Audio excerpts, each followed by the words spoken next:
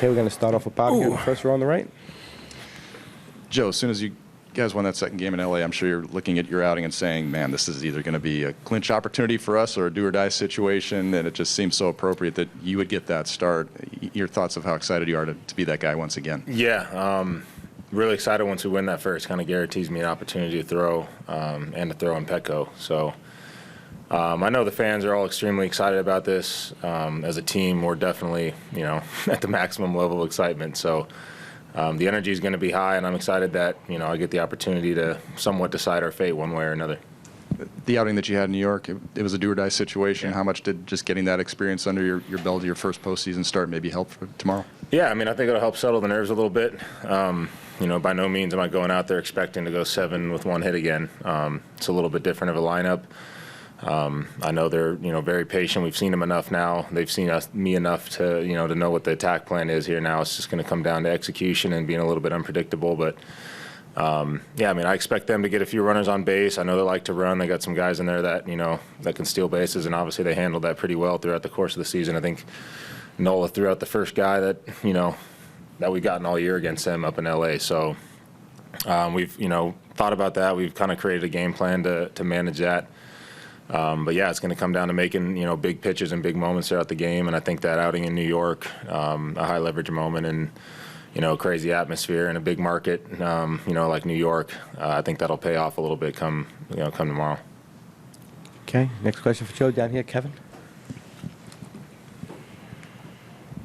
In the games that you've been able to watch from the dugout, what have you seen from your team that maybe has been different or better than the regular season? I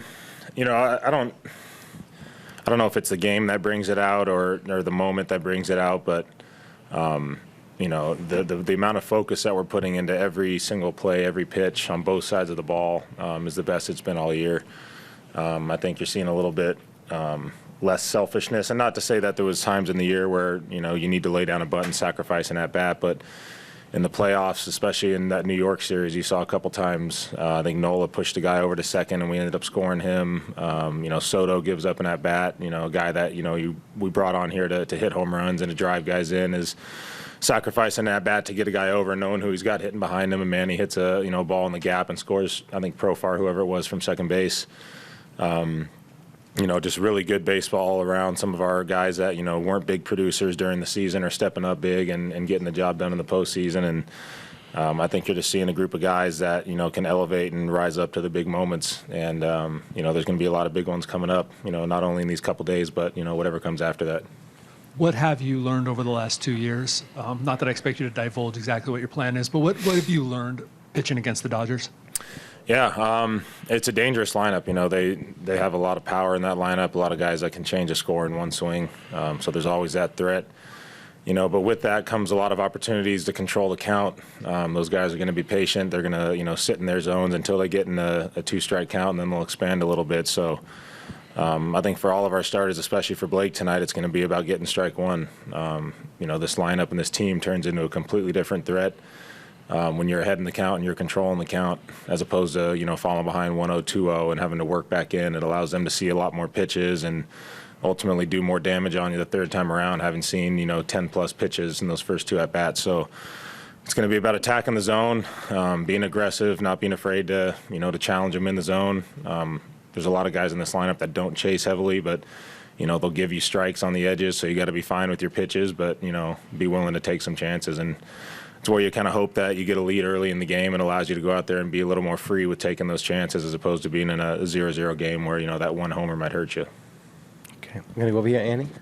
Joe, Jake Peavy was pretty outspoken in defense of you about what happened Sunday against the Mets, and he's going to throw out the first pitch tomorrow. What does it mean for a guy to have that kind of respect for you, a guy that you idolized growing up? Yeah, it's pretty cool to, to have support of there's a lot of guys that, I saw Mike Lowell, stepped up to defend me, Ripken, a lot of those guys that were on that network, really had my back in that situation. And, those are all guys that played the game and guys that have been around it. But I don't know how much baseball Brian Kenny's played, and, I feel like I take the opinion of those other guys a lot more than his. So, yeah, it was a little bit hurtful what he said, but to have a guy like Jake stand up for me, and a guy that's pitched in those moments and knows what that's like and knows how, certain moments can elevate you to a certain level, the same way I'm sure that Brian gets when he goes on TV. It's a lot different. You elevate and you rise to the moment, and it was nice to have a guy like PV, have my back, especially with the connection I've had. Has that soured your playoff run so far? Just what happened there on Sunday? Is it kind of just taking it down a notch? No, I mean, the guys in that clubhouse and the guys that I'm playing for, and they all know what it was. They believe me, they trust me. They know what it takes to perform in those moments. So that's the ultimate thing that I want, is the respect and trust of those guys. The outside world's going to have their opinions one way or another. So I've kind of moved past that. I'm not really hanging on it too much. Okay, we're going to go here in the second row. Hi, Joe. I would like to know what were your thoughts about the umpires when they went to check your ears the other day? I don't know. Not much thought, really. It kind of surprised me for a minute, but at that point in the game, man, I'm 6 innings in. I'm so focused, and I know I'm coming up on the end of the line here within the next inning or two. So, I saw it as a chance for them to try to throw me out of rhythm. So I really tried not to get too emotionally involved and attached into that moment, and just let them do their check. I know they're not going to find anything. Let them do their check, let it pass, and just get right back to work. And at that point in the game, man, I felt so confident, and I was so dialed in, like they were not going to hit me that night. And I think that, that check kind of motivated me a little more and pushed me a little bit. And I think my spin rates and everything went up even more after the check. It really fired me up to finish off the outing and kind of stick it to him. So, yeah. Okay. You're going to go down here in the front to AJ? Just wait for the mic. There has been a lot of noise around that, and I know you said you saw the opinions of some guy. Like, how have you managed to tune out that noise, or have you? Is that something that you've been trying, given that these are some of the most important starts you've had, have you tried to tune that out, or have you? Yeah, you can't completely eliminate it. Everyone's got feelings and emotions, and I was pretty offended and hurt by, him going on the biggest platform in baseball and MLB Network and spewing the things that he did, especially without the evidence and proof that he had. It was more so the passion in his voice and, the drive and determination to win his side of the argument when he didn't really have much to stand on. That bothered me, but you can't get attached to it. As much as it offended me, I'm moving past it. That was one outing, and I got a bigger task in front of me right now tomorrow. So, trying to remove those emotions and just focus purely on the task at hand is what I'm trying to do best. Okay. We'll follow up here. Kevin? New York, you said you embraced the moment. Tomorrow will be even bigger, I assume, given the situation. Yeah. Embrace it. How do you temper your emotions tomorrow? Yeah, it's a different atmosphere. Being on the road, you can try to act as if the cheers and the loud noise is for you, but it's not. You hear all the comments and the things that fans are screaming. Tomorrow I know it's going to be a lot of positive cheers and a lot of screaming for me and the team. So, it's probably going to be a little bit more emotional.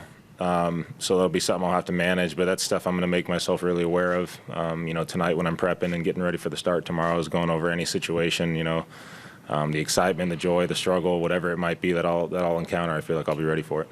You want to left here, Jesse? Jake, have you had any chance, Joe, to meet Jake or talk to Jake over the years? I feel like I remember you saying you hadn't met him. Has that changed? No, I haven't.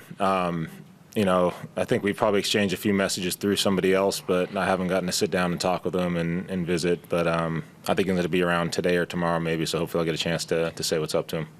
Thanks. Okay, anything else? Okay, we're going to go back down here to AJ. Wait for the mic.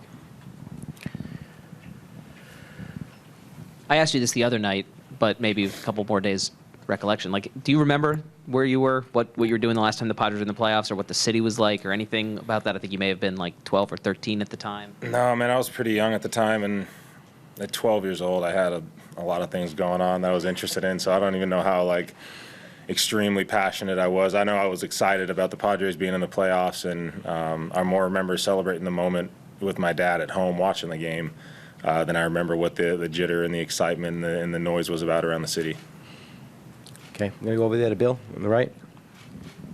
I wonder if you have any vague recollection of the first time and how old you were when you yelled "Beat LA," and whether the city can get behind that, whether they follow the Padres closely or not. Yeah, I remember at Qualcomm I think it was a Dodgers series, but Phil Nevin was hitting BP, and I'd gone in early with one of my buddies to watch batting practice.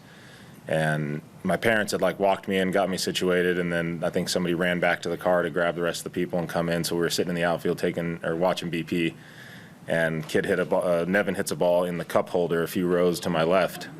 And me and this other kid are like staring at it from side to side, and we're like both waiting to someone make the first move. It was like a mad dash to get to the ball. I think I got to it first. He tried to pull it out of my hand. We ended up getting this little tussle, and I punched the kid. I think it might have been the first kid I ever punched. And I punched a kid, and I kind of looked at him like, oh my gosh, what did I just do? And I got booted out by one of the security guards. So I think that was my first Dodger game, was getting kicked out. I was able to come back in with my parents and whatnot, but yeah, he wasn't too happy about us getting into it. And then no one had parents around either, so just two kids fighting in the outfield. Yeah. Okay. Thanks a lot, Joe. Appreciate it. We have one more? You good? Joe, we're good. All set? Thank you. Sweet, guys. Thank you.